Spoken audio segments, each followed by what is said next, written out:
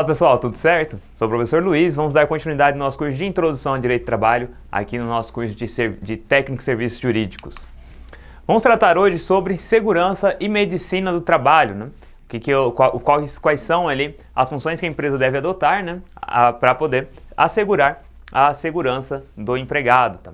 A segurança e a medicina do trabalho, elas estão previstas na CLT, lá no artigo 154 até o artigo 201, na Constituição Federal, lá no nosso conhecido artigo 7º, inciso 22, e também nas NRs, são as normas regulamentadoras 1, 4, 6, 15 e 16, são todas as normas regulamentadoras que tratam ali sobre medicina e segurança do trabalho, tá?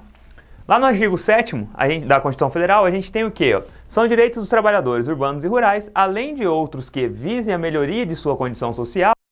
Inciso 22.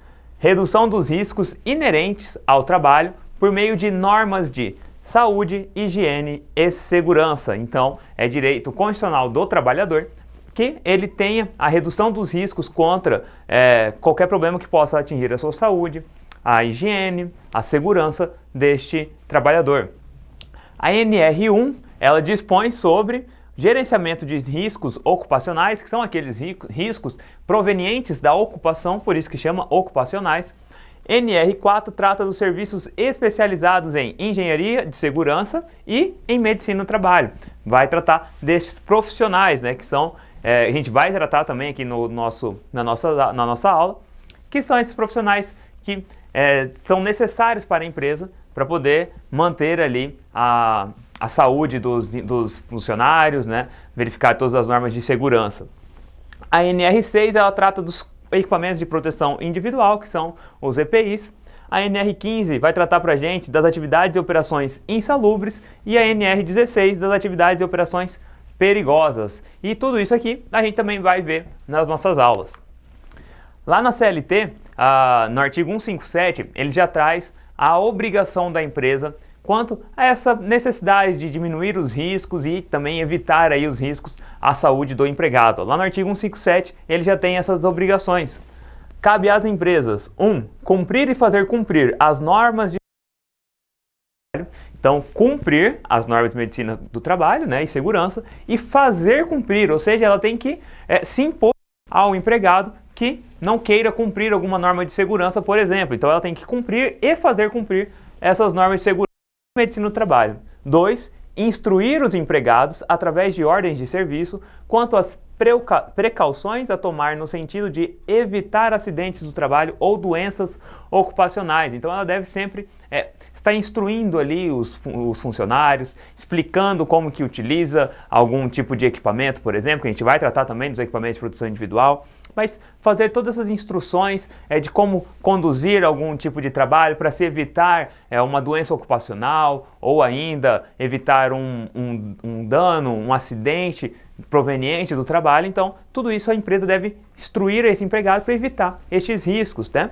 3. Adotar as medidas que lhe sejam determinadas pelo órgão regional competente. Então, os órgãos regionais competentes, geralmente as delegacias regionais do trabalho, elas que tratam, elas que fazem as medidas que são necessárias, que esperem ali as normas necessárias, e a empresa tem que se adequar àquelas normas.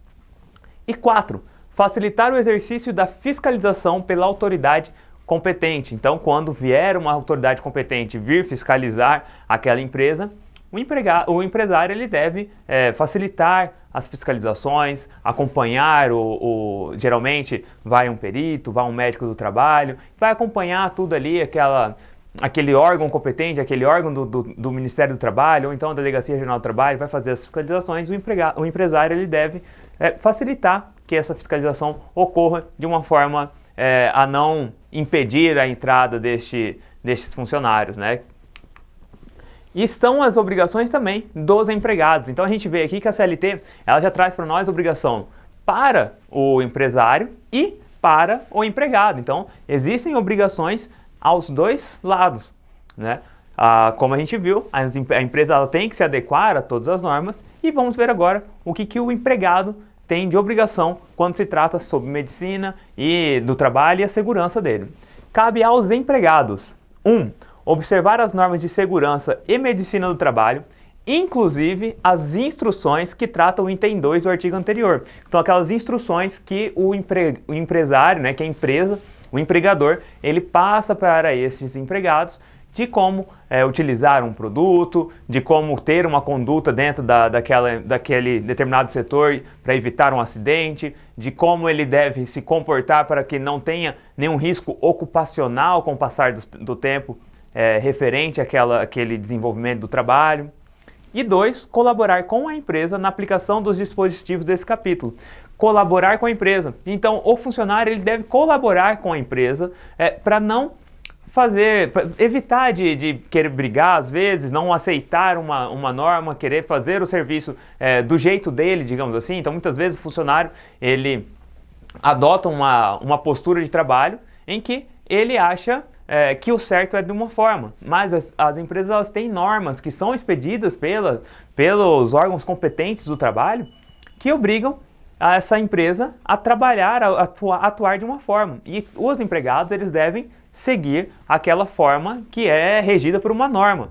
Muitas vezes aquele empregado ele não quer fazer daquele jeito de serviço, acha que o jeito dele é o correto, e aí é onde acaba a empresa tendo que pagar uma multa, ou então acaba esse próprio empregado que não quer colaborar, acaba ele sofrendo um acidente, tendo ali um dano ocupacional mais na frente. Então tudo isso, o empregado ele tem que colaborar com a empresa para fazer cumprir certinho aquelas normas de segurança e de saúde. E o parágrafo único do artigo que a gente tratou aqui, do artigo 158, o parágrafo único dele, ele traz pra gente já uma conduta faltosa do empregado, né? O que esse empregado faz que pode ser uma conduta faltosa para ele? Constitui ato faltoso do empregado a recusa injustificada do quê?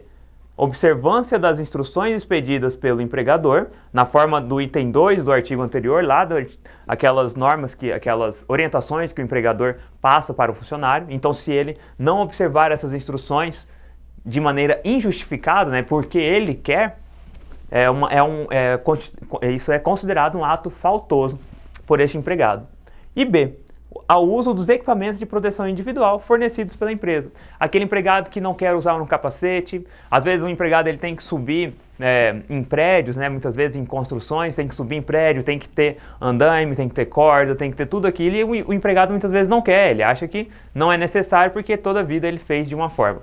Então é aí que o acidente acontece, a empresa tem que se responsabilizar muitas vezes, mas se esse empregado ele se recusa injustificadamente, é um ato faltoso dele, né? E aí, a gente tem também a respeito do controle, né, e a observação de todas essas normas que são feitas, são regidas. Quem que faz esse controle? A gente tem aqui que as normas sobre medicina e segurança do trabalho são competentes ao Ministério do Trabalho e Emprego, que, por meio de suas delegacias regionais, que são aquelas delegacias que tem nas regiões brasileiras, que vão fazer toda essa fiscalização nas empresas, instruir, determinar as medidas que serão necessárias para se manter ali a condução de um trabalho sem riscos à saúde, sem risco de uma doença ocupacional mais na frente, tá? E também cabe a elas impor as penalidades, né? Quando a empresa descumpre alguma norma dessas de segurança do trabalho, o Ministério do Trabalho, por meio das delegacias regionais, que vai impor ali as penalidades cabíveis, tá? Os órgãos de segurança e saúde do trabalhador nas empresas. Lá na NR4, as empresas estão obrigadas a manter serviços especializados em segurança e medicina do trabalho, nos quais será necessária a existência do profissional especializado, que é aquele profissional que a gente já tratou, o médico e o engenheiro do trabalho, tá? O dimensionamento desses serviços, né, então quanto que vai precisar desse tipo de serviço vai depender do grau de risco da atividade principal da empresa, né? Bem assim do número total dos empregados que essa empresa tem, de acordo com as normas baixadas pelo Ministério do Trabalho e Emprego, porque, como a gente viu, é o Ministério do Trabalho que vai ditar as normas, e aí, conforme as normas ditadas para aquele setor, para aquele ramo empresarial, muitas vezes, é onde vai ter esse dimensionamento do quanto que é necessário um médico e um engenheiro do trabalho. E o exame médico, né? Como que funciona o exame médico das empresas? Muitas vezes quando a gente vai, muitas vezes não, mas sempre que a gente vai começar um emprego, vai ser registrado, é necessário ter aquele exame médico já adicional, e existe também o exame médico demissional. Então vamos tratar disso aqui, ó. Essas regras para os exames médicos, elas estão lá na CLT, no artigo 168 e 169. O exame médico ele é obrigatório e vai ocorrer por conta do empregador. Então quem deve pagar o exame médico é o empregador, não devendo o empregado desembolsar nenhuma quantia. Então sempre é o empregador quem faz o custeio ali daqueles exames, né, adicionais, os exames periódicos e os exames demissionais. E quando que é feito esse exame? Isso está lá no artigo 168, ó. Será obrigatório exame médico por conta do empregador. Então o próprio artigo aqui, no começo, ele já fala. É obrigatório, mas quem paga é o empregador. Nas condições estabelecidas nesse artigo e nas instruções complementares a serem expedidas pelo Ministério do Trabalho. Isso por quê? Porque muitas empresas, muitos ramos empresariais existem ali algum tipo de trabalho diferenciado. E aí o próprio Ministério do Trabalho vai determinar como vai funcionar os exames para essas empresas, né? Então, quando que é feito? Ó, na admissão, na demissão e também periodicamente.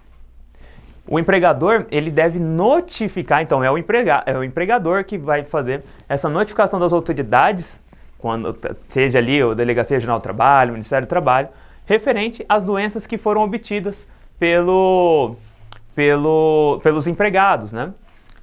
Aqui, ó, artigo 169. Será obrigatória a notificação das doenças profissionais e das produzidas em virtude das condições especiais de trabalho, comprovadas ou objeto de suspeita, de conformidade com as instruções expedidas pelo Ministério do Trabalho. Então, como a gente viu aqui, o exame ele é feito na admissão, então quando o empregado vai começar a trabalhar, na demissão, quando finaliza o contrato, e também pode ser feito periodicamente. Muitas vezes, fazendo esse exame periódico, constata que aquele empregado houve uma alteração do exame periódico com o exame da admissão. Então, por exemplo, eu já trabalhei há muitos anos atrás como call center. Então, quando a gente ia entrar na empresa, fazia o teste ali da sua audição. Periodicamente, porque você fica o tempo inteiro com o headset, conversando, então periodicamente fazia novamente os testes para ouvir como que está o seu ouvido, para ver como que está a sua audição. E aí nesses exames periódicos poderia acontecer de um empregado que lá na admissão apresentou um tipo de exame, né? Apresentou um tipo de resultado, mas no exame periódico apresentou uma alteração. Às vezes esse empregado começou a perder um pouco da audição. Então pode ser apenas uma suspeita ou então pode ser uma doença realmente contraída. E aí o empregador ele tem que notificar quando isso acontece. E quem que define os exames médicos necessários? Está lá no parágrafo 1º. O Ministério do Trabalho ele baixa essas instruções, então lá, o Ministério do Trabalho baixará instruções relativas aos casos em que serão exigíveis o exame. A, por ocasião da demissão, e B, os complementares. Então é o Ministério do Trabalho que faça essas instruções. E o parágrafo 2º, ó, outros exames complementares poderão ser exigidos a critério médico. Então, o próprio médico que está acompanhando esses empregados constata alguma alteração e ele acha que deve fazer um novo exame, pode fazer, para a apuração da capacidade ou aptidão física e mental do empregado para a função que ele vai exercer, que deva exercer. E o parágrafo 3º, o Ministério do Trabalho estabelecerá, de acordo com o risco da atividade e o tempo de exposição, a periodicidade dos exames médicos. Então, como eu disse, esse exemplo nosso aqui do call center, ele é um exemplo disso. Como a pessoa trabalha muito tempo atendendo ligação, fazendo ligações, acaba sendo necessário aquele headset, fica o tempo inteiro no seu ouvido. Então, é necessária essa periodicidade do exame para poder constatar como que está a audição daquele empregado, ou então, muitas vezes também, dependendo da função que ele exerça, a questão mental deste empregado. Então, quem baixa essa periodicidade é o Ministério do Trabalho, tá?